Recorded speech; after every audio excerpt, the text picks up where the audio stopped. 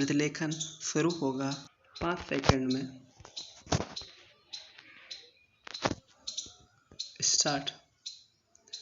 सभापति महोदय, मैं रक्षा मंत्रालय की मांगों का समर्थन करने के लिए खड़ा हुआ हूँ।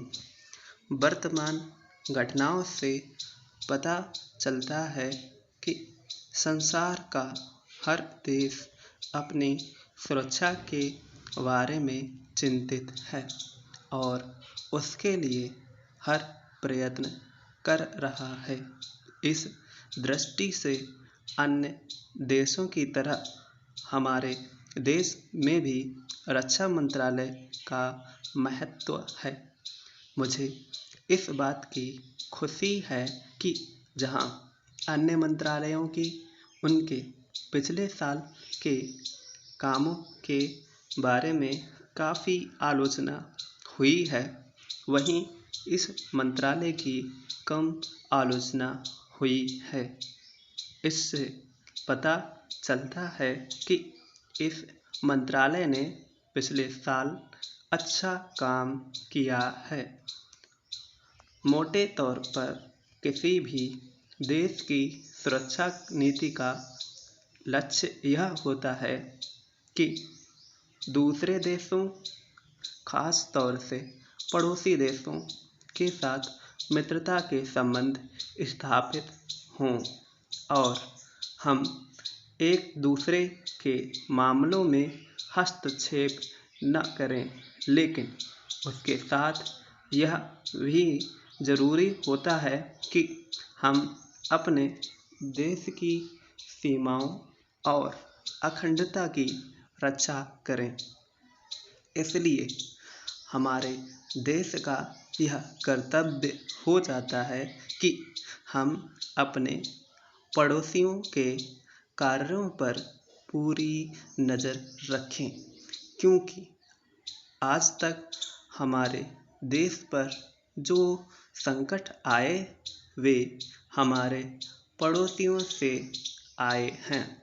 1965 में पाकिस्तान के साथ जो लड़ाई हुई और उसके बाद ताशकंद में जो समझौता हुआ वह सिर्फ कागज़ पर ही रहा।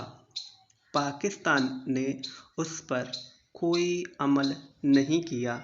इस दृष्टि से बहुत ज़रूरी है कि हम अपने देश की सुरक्षा की हर तरह से व्यवस्था करें। हमारा उद्देश्य दूसरों पर आक्रमण करना नहीं है, लेकिन यदि हम पर कोई आक्रमण करे तो हम में इतनी शक्ति अवश्य होनी चाहिए कि हम उसका डटकर सामना कर सकें। पैरा।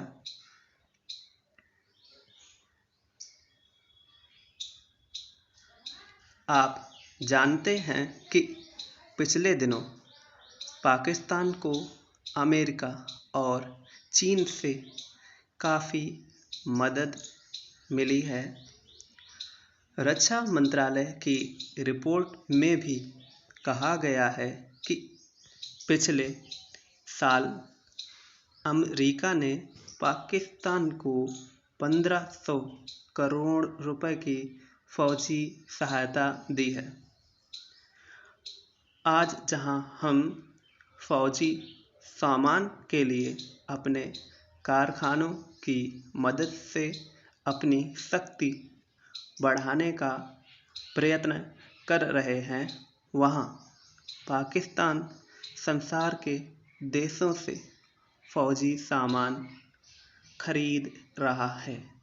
अपनी नीति के कारण वह सब देशों से लाभ उठा रहा है।